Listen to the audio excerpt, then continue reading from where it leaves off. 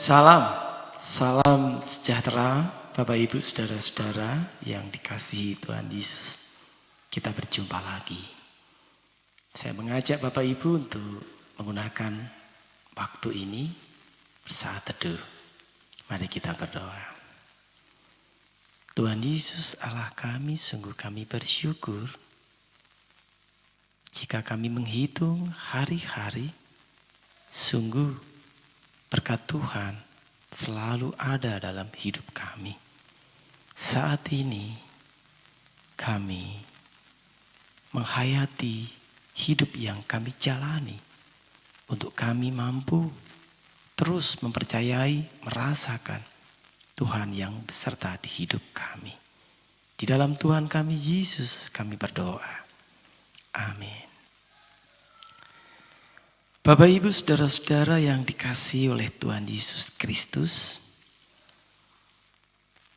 kita mungkin pernah mendengar kata kebiah uyah. Ya, ini kata-kata yang sering kita dengar di masyarakat kita, di masyarakat Jawa. Kata ini selalu dilekatkan pada seseorang yang biasanya kita anggap selalu bermasalah. Atau kata ini juga kita lekatkan pada kesimpulan kita terhadap seseorang, sebuah keluarga, atau juga sebuah kelompok. Karena satu hal yang dilakukan yang kita anggap tidak baik, lalu kemudian kita menggebiah uyah atau menggeneralisir. Wis, dasar wong kui, keluarga kui, kelompok kui, mesti itu yang terjadi. Mungkin kita pernah seseorang yang sudah kita anggap kredibilitasnya tidak baik, tiba-tiba menghubungi kita dan dia ingin datang ke tempat kita.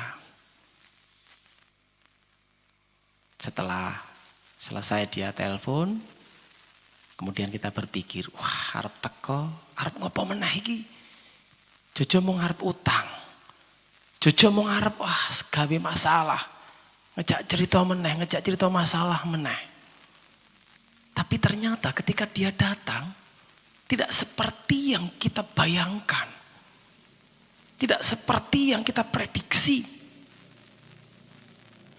Dia datang ternyata dia membawa hasil panenan kebunnya.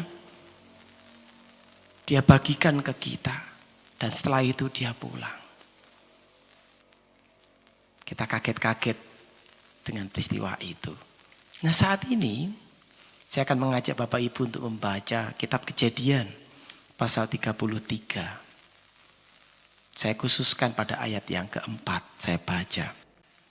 Tetapi Esau berlari mendapatkan dia, didekapnya dia, dipeluknya lehernya, dan diciumnya dia, lalu bertangis-tangisanlah mereka.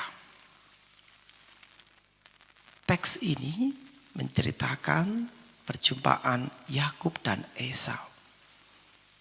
Di awal, di ayat yang pertama, Yakub masih tidak yakin bahwa Esau betul-betul menginginkan perjumpaan, berjumpa dengannya dan berbaik kembali.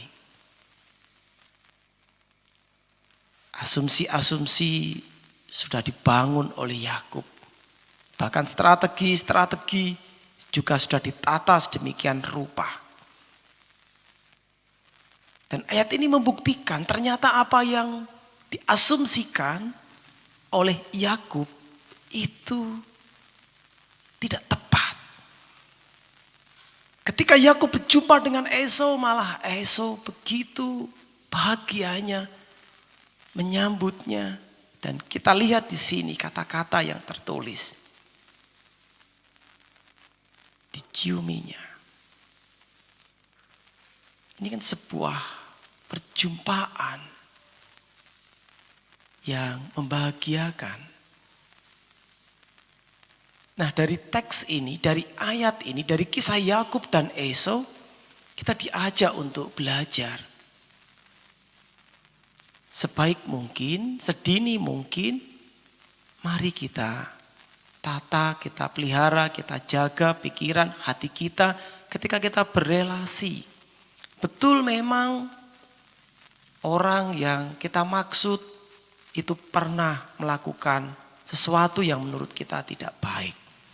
Tapi tidak baik kalau terus menerus kita klaim ketidakbaikan itu, kita sematkan, kita lekatkan terus menerus di hidupnya. Bahwa seakan-akan orang itu tidak bisa berubah atau seakan-akan tidak akan ada perubahan. Jangan berprasangka dan juga sebaiknya jangan menggebiah-uyah, jangan mengeneralisir. Mari kita selalu membuka hati, berpikiran positif agar kita bisa hidup bahagia, damai dan sejahtera dengan siapapun dan kemudian bisa berelasi, membangun hubungan yang baik untuk mewujudkan hidup yang tentunya mendatangkan kebahagiaan bagi kita semua. Tuhan memberkati kita. Amin. Kami bersyukur, kami belajar dari Yakub dan Esau. Kami juga mengakui seringkali kami merasa dan berasumsi orang lain di sekitar kami itu tidak baik dan akan hanya membawa ketidakbaikan di hidup kami, kesialan-kesialan di hidup kami. Ajari kami untuk selalu mampu berpikir dengan baik.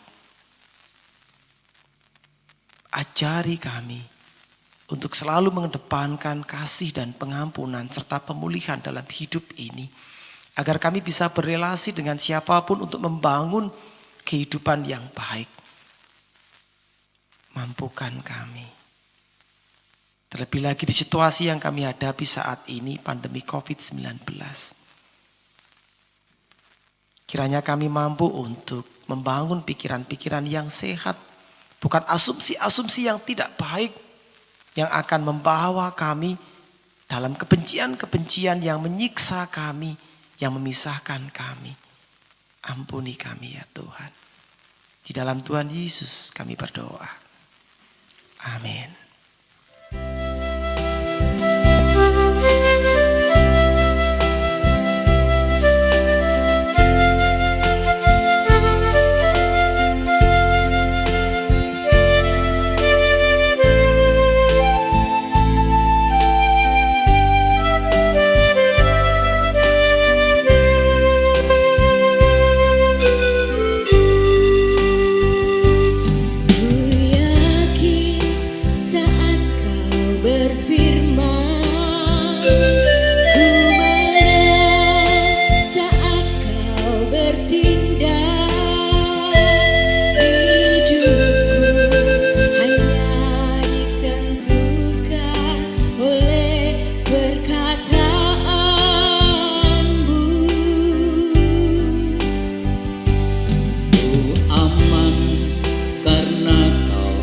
Jaga ku kuat karena kau menopang hidupku, hanya ditentukan oleh kuasa-Mu. Bagi Tuhan tak ada yang mustahil. Tuhan tak ada yang tak mungkin. Mujizatnya disediakan bagiku. Ku diangkat